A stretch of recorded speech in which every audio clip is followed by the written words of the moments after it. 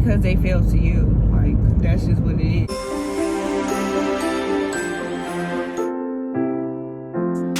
Hey guys, welcome back to my channel. As you guys see the title, yes, y'all know it's about to go down. I want to tell a story because I'm driving and it's just so relatable to right now. Today's story time is going to be how I crashed my mom's car.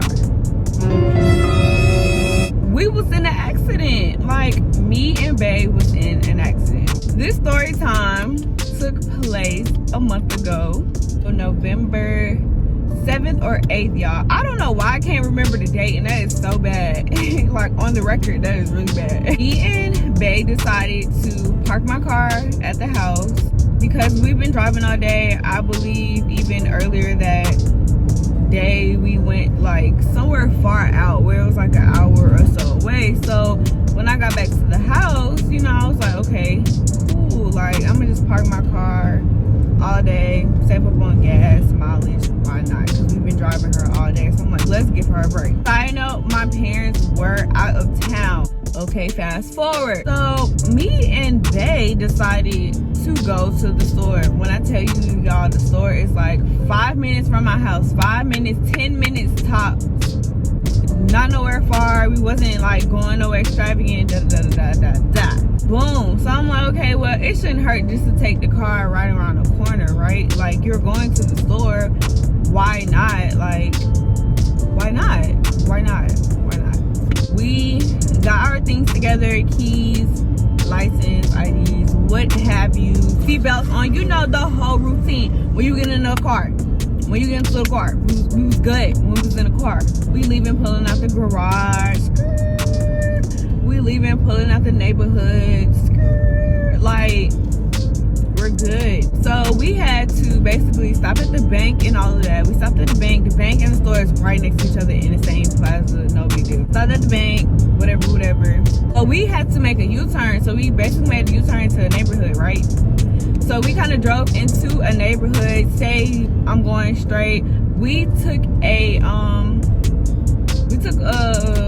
right into a neighborhood, went down a little bit and turned around, came back at the stop sign. If you guys are familiar with Highway 85, y'all know what I'm talking about. It's that back road that's like right behind Highway 85, where it's like a little loop by the town center. Boom. We were coming back out of one of those neighborhoods that connected to that back road to turn left to the town, in front of the town center, to go back down another road to get to my house.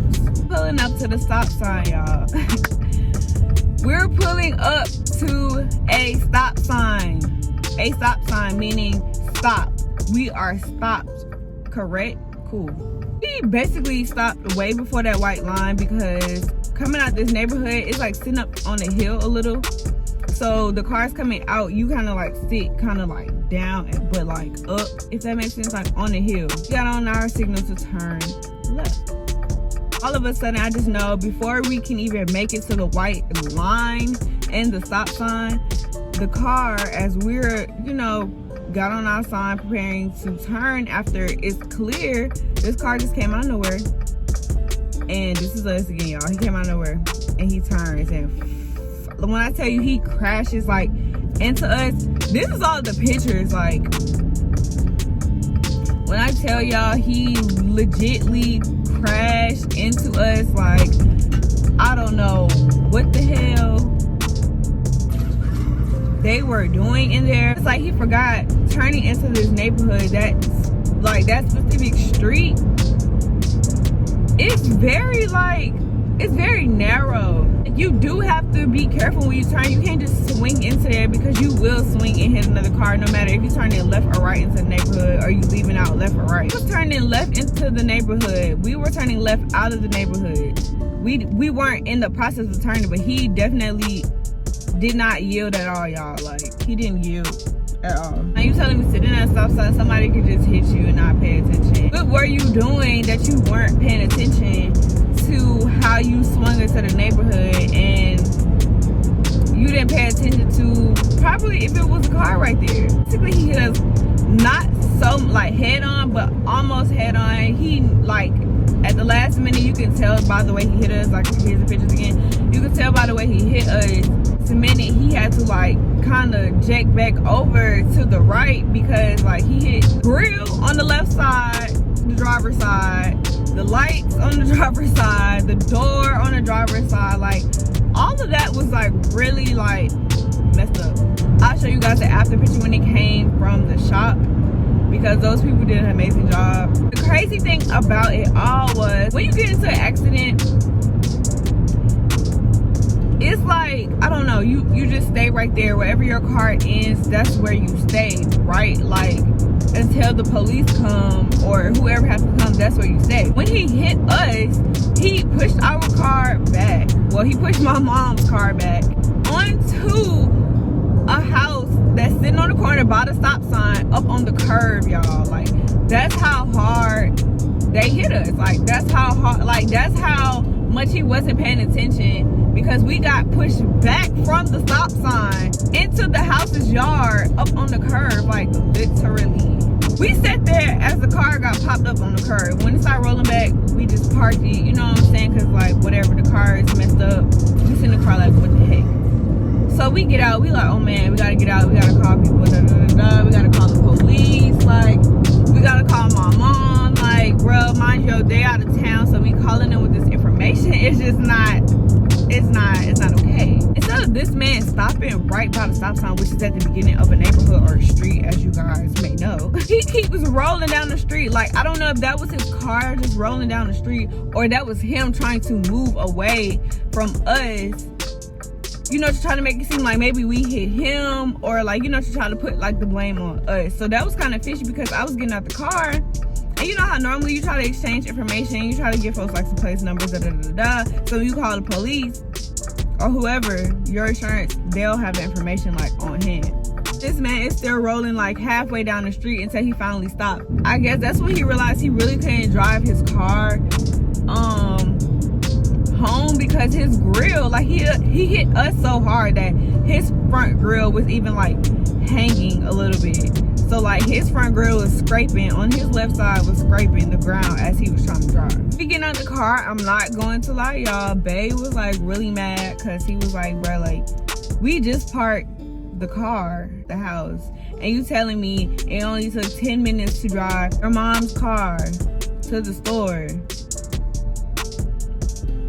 for us to get into an accident, for someone to hit us while sitting at a stop sign. So yes, he was mad getting out the car, you know, like being loud, like, what were you doing? Like, what were you thinking? Like, you wasn't paying attention? I can understand the frustration, because again, like, this is not our car, y'all. Like,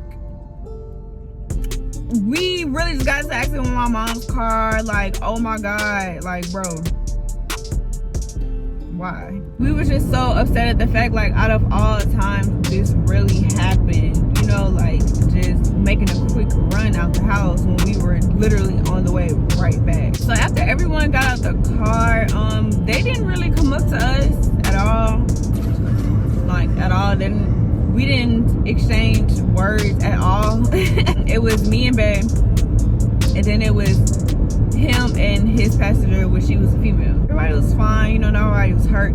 Of course, shaking up, because it's like, what really just happened? How did this happen? Really didn't say too much until the police got there. Crazy, because the police was already in the area. We already peeped the police, y'all, when we was on our way to our destination. So we already knew they was close. So when I tell y'all, the same police that we saw on our way sitting at the town center was the same police that pulled up. Luckily, she was really cool. She was really cool. She was really understanding. She was definitely on our side, because when she was going back and forth to take everybody's statements, the other people in the car were basically trying to say like it was our fault. We were pulling out the neighborhood already. We, you know, like we hit them. What? Well, she booked them a citation for failing to yield because they failed to yield. Like, that's just what it is. After we wrote statements and everything for the police basically came back to, you know, verify like we were at the stop sign and everything. She was only verifying because they were trying to say, again, we weren't at the stop sign already. We hit them. She also proceeded to say that they did not want to exchange you know, information on the spot. Like, they did not want to give us their first and last name, their insurance, like nothing. They didn't want to give us anything. So even when I was trying to go take a picture of his license plate, that kind of made sense because he definitely was like moving along down the street. Police officer was giving us back our IDs, and the lady passenger, his lady passenger, came up as she was giving the ID, and she was basically like, I don't know what happened, we were just talking. So I'm like, y'all was talking and all of a sudden y'all hit us? Like, that don't make sense. I feel like y'all was arguing. How was y'all just talking and you not paying attention to where you turning? Cause I can talk and I have to look. We was able to drive her car to the house. I called my mom, y'all. I was honestly super scared because this her car. Like, she really just got her car, like, honestly. So that kind of made me mad. It kind of made me feel like, wow, like, you just got your car and somebody already, like, me already, like, messed it up. But it wasn't my fault, which was a good thing, which is why, you know, I really wasn't too hesitant to call her because I knew it wasn't our fault. And again, they gave him the citation, so it is what it is. It worked out on paper. But when they came back, the car basically went in the shop. The car came out, it was fine. Like, it looked brand new, really. It's just crazy on how the person was saying it was our fault. So, like, that was the craziest part of it all. But yeah, I hope y'all enjoyed this story time. Make sure you guys like, comment, subscribe with this stupid mask on, and join the gang. Period. Make sure y'all like, comment, subscribe, and I will see you guys in my next video.